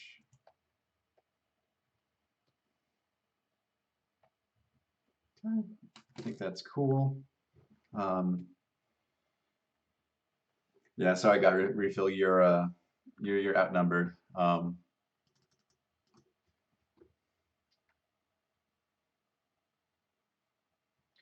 So that's cool. I had my doubts about the whole. Um, Let me see what it looks like without this selective outlining also.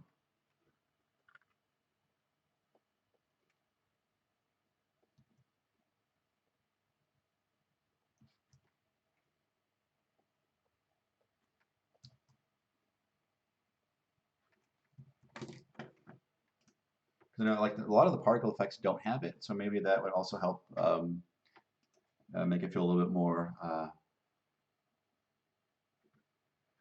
Yeah, Chris. Chris is just suggesting, do I want to make the bubbles black tinted because the poison effect color right now is black, um, or should I change the poison effect color to the green? I don't know. I can make black bubbles. That would be the simpler fix.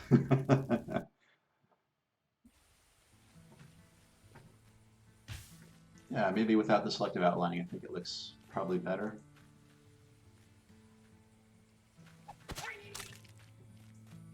And monsters.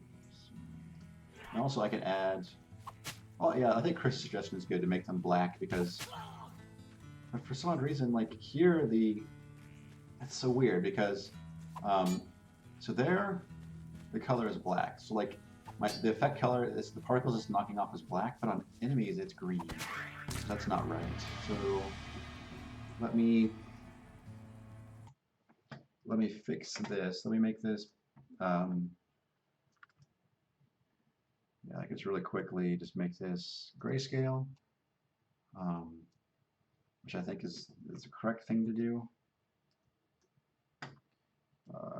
We kind of have that already going on up here, so let me just, yeah, I can just real quick, just do it quick and dirty. And then if I really feel strongly about my grayscale color palette, I can fix it because turn the sat all the way down. And it probably looks okay. And it's also tintable now too, which is a nice little bonus. Let's see what that looks like.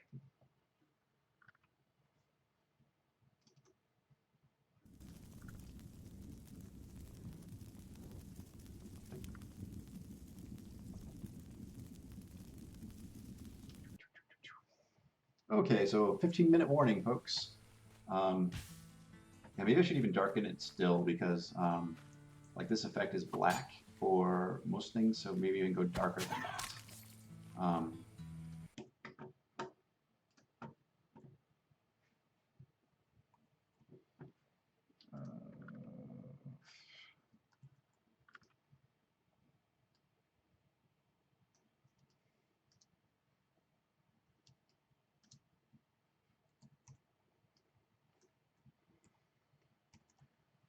Pull the lightness down like that, maybe. Image adjustments, brightness, contrast. And pull the contrast up a little bit. Save that and see what it looks like.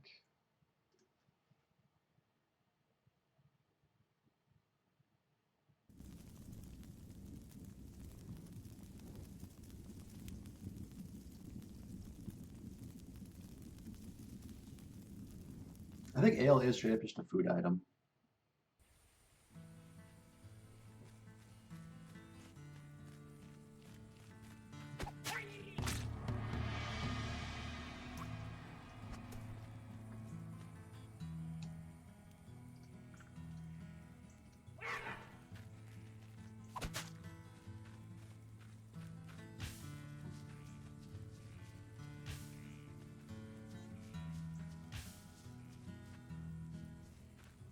I think that's okay. It's pretty subtle, but I think it's all right. Let me play a little bit with this.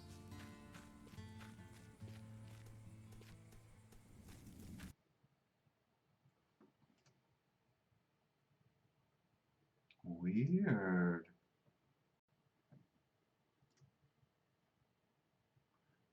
Never seen that happen before.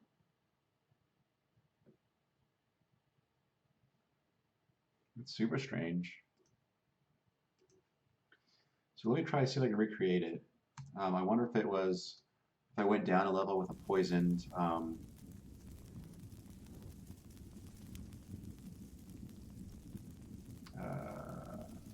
with a poisoned monster in my hands.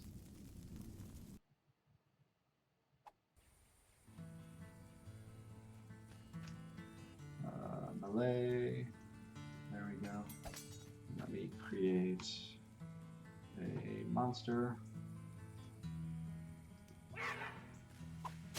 And let me exit the level and see if it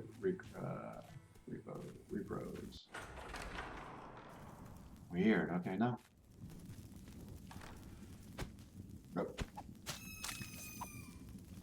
That was a stupid bat.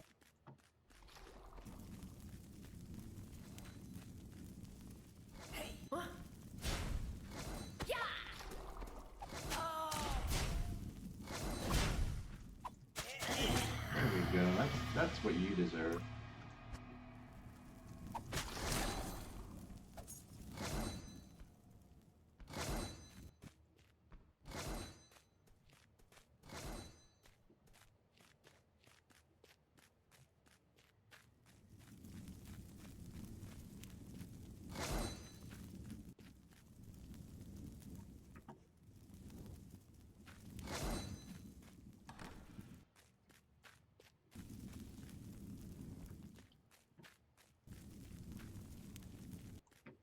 Trying to find more enemies to poison. Just a normal day in the dungeon. Some of these long hauls I'm not a big fan of. The gift generates. Oh, better back up. There we go. I guess a lot of these enemies really can't stand up to a solid. There we go.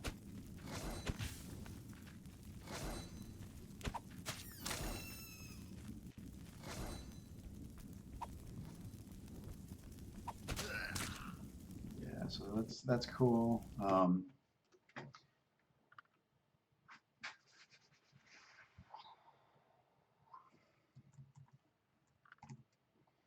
So somewhere we're creating a bleed particle.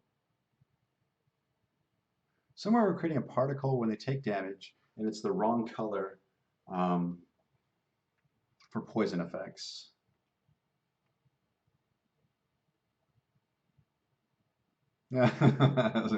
So it looks like Chad is voting to bring back the green poison. So cool, no biggie, got it.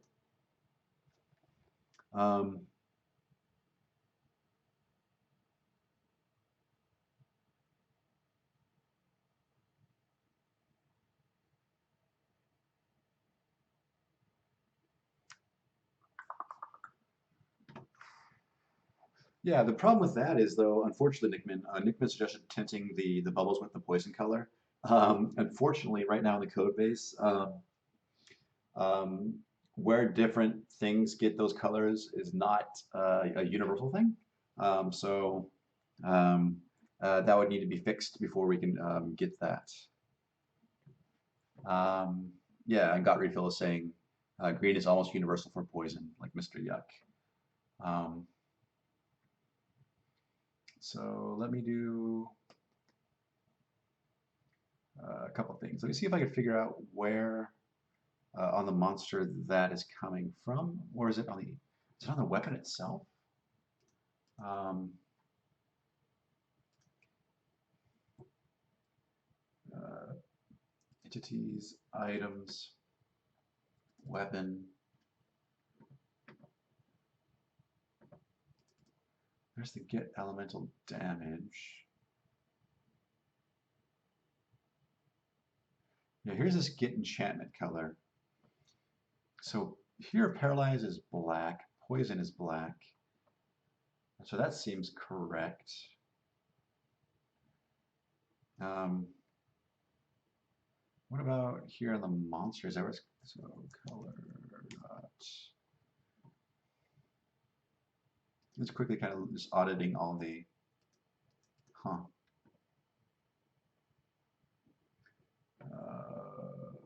Sword?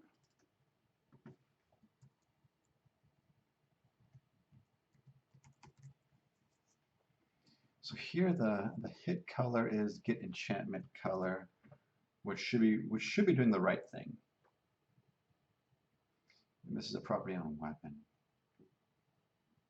So let me just search my project for where color.green is being used and see why that's being drawn.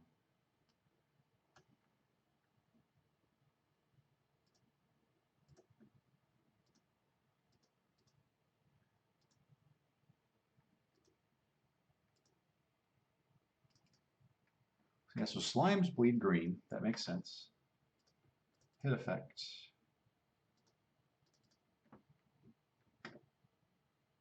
Oh, see here we're not accounting for all of the different damage types. So what we really ought to do is somewhere have this logic live, like maybe in a static class, or have it live somewhere that where anything needs to get the elemental colors, they can get them from a single spot. For the time being, I think I'm just going to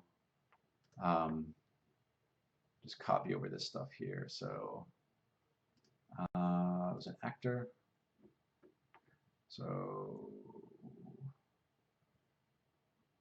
actually, let me just think about it. Where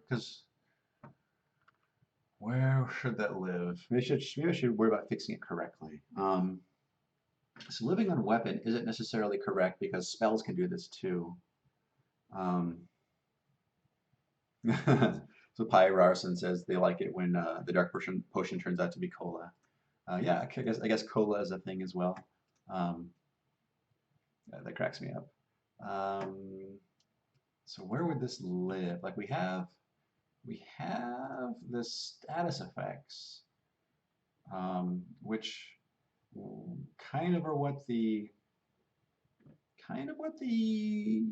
item modifications are built off of. Like, let me see, paralyze effect. Paralyze effect is a status effect. So status effect is just a thing by itself.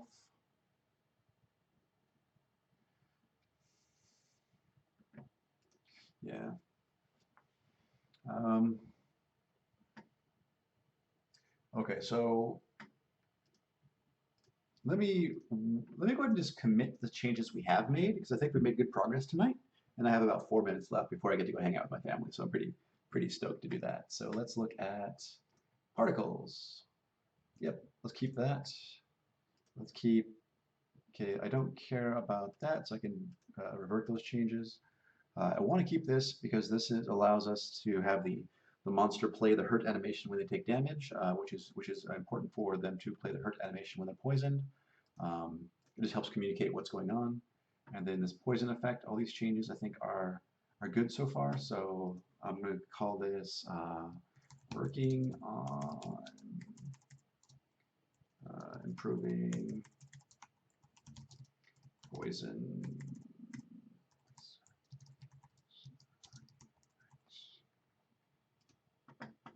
And let's get that out there. Cool.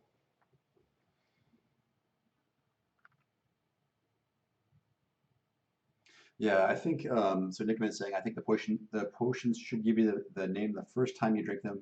Sometimes you have to drink them 3 times until it says what it is. Yeah. With the potions, I think there's just a random roll to see if you can figure out what it was that you drank. You can also do the thing where you throw it or you attack it and look at the color that it emits, and that also is a good indicator of what kind of potion it is.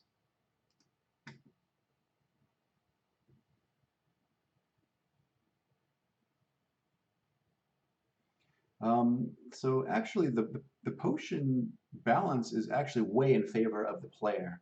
There's only 2 bad potions, and one of those isn't even out yet. It's only in my development version. There's only 1 poison potion, and the rest are like magic resistance, speed, um, straight up health heal over time. Um, so yeah,